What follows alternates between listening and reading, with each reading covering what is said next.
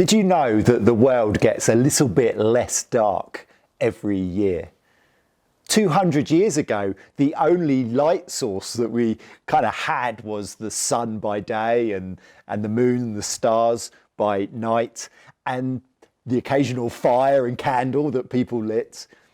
But then in the 19th century, a number of inventors began to work on the incandescent light bulb. Thomas Edison bought the patent for the carbon filament incandescent lamp, and in 1879 developed it into what we know today as the size and shape of an ordinary light bulb. Now, in 2020, there is so much artificial light that it's estimated that 99% of the population of Europe experiences light pollution, and that more than 2/3 of the population cannot see the Milky Way galaxy even on a clear night. There's been debate in recent years over whether the world is getting morally darker or less dark. Steven Pinker, in his book, The Better Angels of Our Nature, argues that the world is a much nicer and a much safer place now than it has been in any previous era of history. And yet this year we have seen murder and rioting and abuse of the internet. A UN report this year shows that the number of people, refugees, people forcibly displaced from their homes, has more than doubled in the last decade, so that it now equates to more than one person out of every 100 people on the globe. This year we've also seen natural disasters and earthquakes and explosions and famine. And then, of course, there's that small thing called the coronavirus pandemic, which has now killed between 1 and 2 million people worldwide. Most people that I speak to are not so much afraid of catching COVID-19, although some are. Most people are just fed up. Like there's nothing to look forward to, nothing to hope for. Well, for 2,000 years now, there has been one who has always said, "I am the light that has come into this world to bring hope, to bring salvation, to bring life, to shine in the darkness." And that person is Jesus.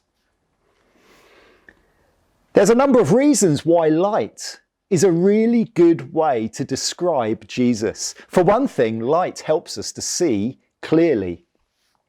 Since the lockdown started, I've been out running around Tangmere, the village where I live, and that was fine through the summer. But now it's a bit more tricky because the days are shorter and it gets darker sooner. The first time it was dark and I wanted to go out for a run, I thought, I'm sure it will be okay. I'll just make use of some of this 99% light pollution. But there's a part on the path where the path narrows. And I'd never even noticed it did that before. And I ran straight off the path and into a bush and gave myself the fright of my life. So now I take a torch. When Jesus said that he was light, he meant that he would help us to see things clearly. He shows us that this world is actually in God's hands. He shows us that we have been made in God's image, sharing many of his attributes and characteristics. It explains so much. It explains why we understand concepts like right and wrong and justice and mercy. It explains why we have this nagging feeling that there is more to life and that there is something more out there. It explains why we are concerned about death and we wonder what lies beyond. Jesus shines a light on God and shows that God is good, shows us that God is love. He also shows us that God is holy and he deserves our worship. Jesus went on to say, if you have seen me, you have seen the Father. Of course, there's another way that light helps us to see clearly, and that's that it helps us to see things that are wrong. You can think that a second-hand car that you're about to buy is a really good deal, and then you shine a light underneath, and now you suddenly see all the rust and all the holes in the bodywork. Jesus is a light that shows us everything that is wrong with the world. He was born into this world, and yet he was totally free from sin. Sin is everything that deviates from God's standard of perfect goodness. There's a lot of goodness in the world. This year, I think, even with all the suffering and the fear that's been highlighted through the year, we've also seen a lot of goodness in people. We've seen people helping out their neighbours. We've seen people looking out for those who are lonely and most vulnerable in our community. I don't consider myself to be a bad person, but I also know that there have been times when I've put my needs above the needs of others, or I've hoped that I manage to escape COVID while not worrying so much if others don't. Times when I've reacted angrily and cynically against those in our nation who are trying to lead us. I might think I'm good, but on God's standard of goodness, I'm not so sure. How about you? You see, when Jesus was born, it flicked on a light that shines right into our hearts. And it shows where we are broken, where we are struggling, maybe a few things that we wish God could not see. Another characteristic of light is that it shines everywhere. Light doesn't care where it shines in all directions. It just keeps going and going until it hits something and lights it up. Light doesn't look at the target and think, no, it wouldn't be fair if I shone there. I'll just stop a bit short. No, light does not discriminate where it shines.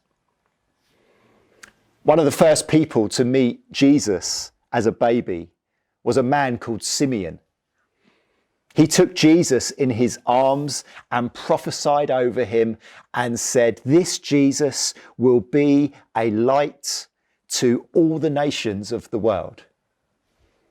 Now that was a massive statement to make about this vulnerable little baby from a nondescript family, Mary and Joseph, from a nondescript town in the back of nowhere. And yet Jesus went on to transform the world. There was nowhere that his light did not shine, and he still shines into every human heart today. He does not discriminate. We might not be able to meet together this Christmas like we would have wanted to, but wherever you are today, know that you are not out of reach of the light of Jesus.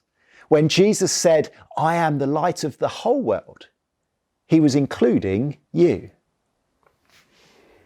So the light of Jesus is a good thing. It's comforting. It's illuminating. But it's also potentially a problem. It's revealing, even exposing. It's not entirely comfortable. Fortunately, there is one more way that this baby Jesus brought light into the world, because light also brings life. And I'll tell you more about that in just a moment.